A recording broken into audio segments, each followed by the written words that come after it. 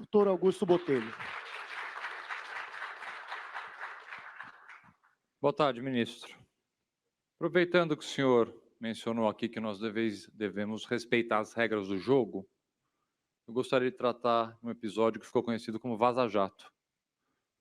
Em diversas oportunidades, o senhor não comentou o teor dos diálogos, dizendo que não poderia confirmar a autenticidade, já que havia apagado as mensagens do seu telefone celular. Em 10 de novembro de 2016, o senhor decretou a prisão preventiva de um réu da Lava Jato sob o argumento de que ele havia apagado mensagens do seu celular. Nós sabemos que o hackeamento de um aparelho celular é crime. As mensagens obtidas do celular do procurador Deltan constituem prova ilícita, aquilo que a doutrina e jurisprudência do nosso país entendem como prova ilícita, portanto, jamais podem ser usadas para investigar e acusar alguém. Por outro lado, no pacote que ficou conhecido como 10 medidas anticorrupção, idealizados por Deltan Dallagnol pela Força Tarefa de Curitiba, apoiados publicamente pelo senhor, havia uma medida de número 7 que flexibilizava essa vedação legal, permitindo, inclusive, que a prova ilícita pudesse ser usada para acusar e para investigar alguém. Pergunta que eu faço para o senhor é a seguinte: hoje o senhor, como pré-candidato a algum cargo público, o senhor mantém esses dois entendimentos? Quais sejam? O senhor entende hoje que a prova ilícita, ela pode, inclusive, ser usada para investigar e para processar alguém, e que quem apaga a mensagem de celular pode estar sujeito a uma prisão preventiva?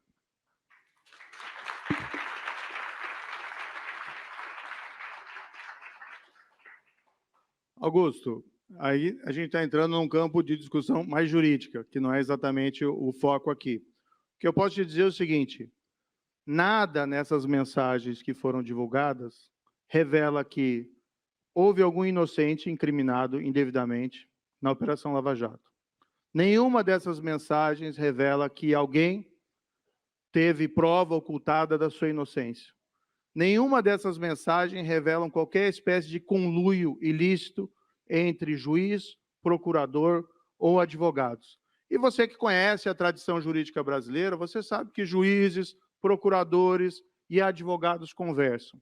Conversam nos gabinetes, conversam no judiciário, conversam de diferentes formas. Do outro lado, o que me espanta muito é que a gente tem um mega escândalo de corrupção. Vamos colocar aqui dados específicos. A Petrobras, há 2 meses atrás, divulgou que ela conseguiu recuperar, por conta da Operação Lava Jato, 6 bilhões de reais de corrupção. Ou seja, o Brasil conseguiu produzir, no mínimo, um escândalo de corrupção de 6 bilhões de reais, embora as estimativas sejam muito maiores. Quando a gente vai analisar o prejuízo que isso foi gerado para o Brasil, isso é muito maior. É só ver lá o quanto se gastou em superfaturamento de refinarias, em obras aquilo que se chama catedrais de deserto, e as pessoas daí vêm, com todo respeito, se indignar ou se resignar em relação a mensagens, sem que essas mensagens tenham qualquer conteúdo ilegal ou conteúdo ilícito.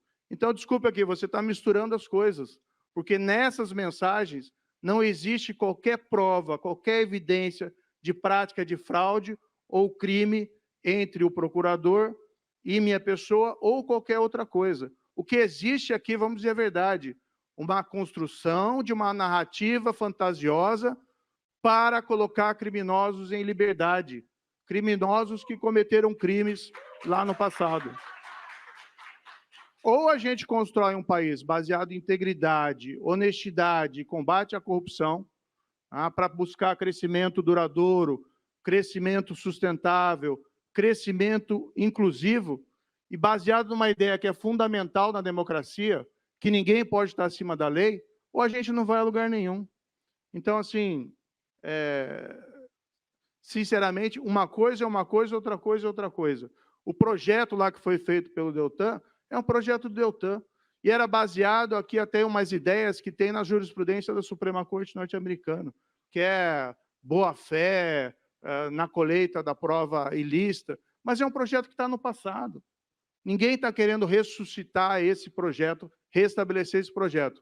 Agora, questionar a integridade dos procuradores e a minha integridade na Operação Lava Jato, com todo respeito, eu não concordo. E você está errado em colocar esse assunto.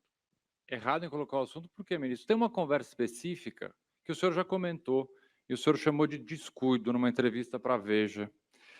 Aqui não é uma conversa, com todo respeito, cotidiana entre advogados, juízes e partes. No momento que o senhor indica uma testemunha para o Deltan, o senhor chamou isso de descuido. Eu queria tratar especificamente de um ponto dessa conversa. Quando o Deltan, diante da recusa dessa testemunha que o senhor teria indicado para o Deltan, teria se recusado a prestar um depoimento. Deltan diz, então, que faria uma intimação oficial com base numa notícia apócrifa. E o senhor, então, respondeu, melhor formalizar, então. Para que não fique muito jurídico, eu vou explicar. O senhor indicou uma testemunha para o Deltan vai atrás dessa testemunha, essa testemunha se recusa a prestar um depoimento. Deltan, então, diz, eu vou forjar uma denúncia anônima, porque, na verdade, a fonte era o senhor, e aí, então, essa testemunha vai prestar um depoimento. O senhor responde, melhor formalizar, então. Isso aqui, ministro, o senhor, aqui bastante experiente, vários anos como juiz criminal, eu como advogado criminal, é uma falsidade ideológica. O senhor não só não repreendeu o procurador, como concordou, o que faz com imenso respeito o senhor, quase que um coautor do crime de falsidade ideológica. O senhor acha essa conversa normal? Augusto,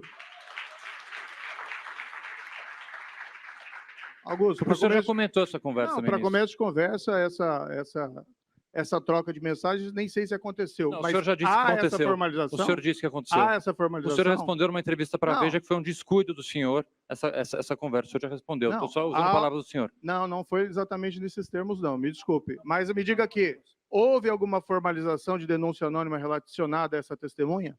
Me diga se houve. Me diga se houve alguma Quem coisa. tem que dizer é o senhor, eu não estou sendo sabatinado. Não teve nada, não teve nada. Então, é uma fantasia que você está construindo.